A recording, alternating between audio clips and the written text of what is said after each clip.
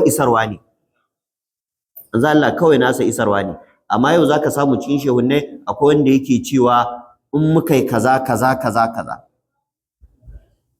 akwai wani shehi da na taba gani yana faɗa ku sha giya ku daura laya ku naɗa guru ku yi maita irin ta da mu dinnan mun tsaya muku manya ma'ana yanzu shine yake cewa ayi ko a bari ya zo da sabuwar shari'arsa Allah ya ce kar ayi shi ya ce ayi har da cewa ayi maita a sha burbutu a naɗa guru ayi laya ayi maita irin ta da saboda rainin da ake wa muridansa ya tsaya musu shine Allah ya ce am lahum shuraka'u